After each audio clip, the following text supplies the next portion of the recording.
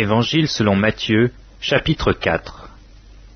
Alors Jésus fut emmené par l'Esprit dans le désert, pour être tenté par le diable.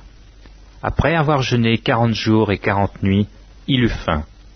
Le tentateur s'étant approché lui dit, « Si tu es fils de Dieu, ordonne que ces pierres deviennent des pains. » Jésus répondit, « Il est écrit, l'homme ne vivra pas de pain seulement, mais de toute parole qui sort de la bouche de Dieu. »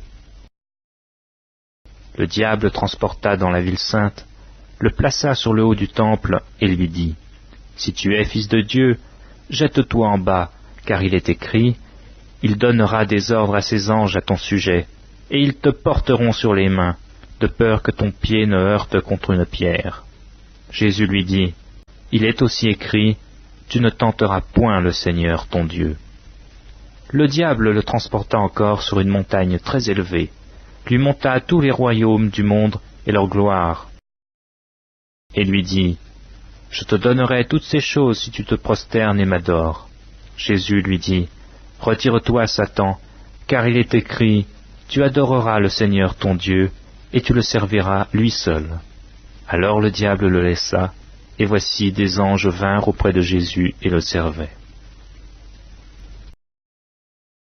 Jésus, ayant appris que Jean avait été livré, se retira dans la Galilée. Il quitta Nazareth et vint demeurer à Capernaum, situé près de la mer, dans le territoire de Zabulon et de Nephtali, afin que s'accomplisse ce qui avait été annoncé par Ésaïe le prophète.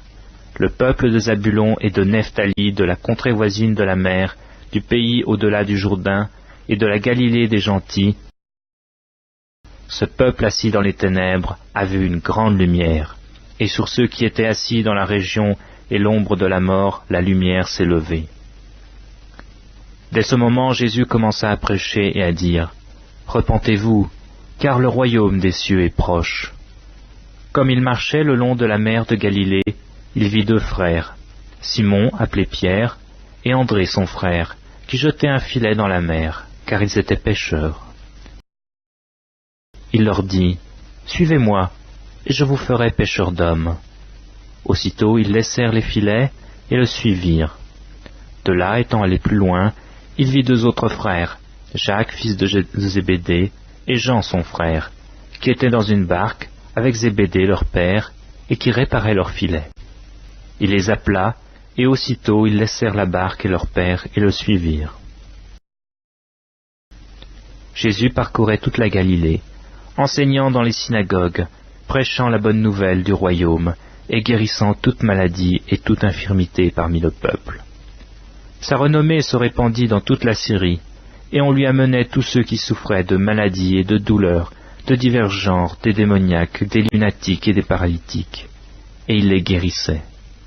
Une grande foule le suivit, de la Galilée, de la Décapole, de Jérusalem, de la Judée, et d'au-delà du Jourdain.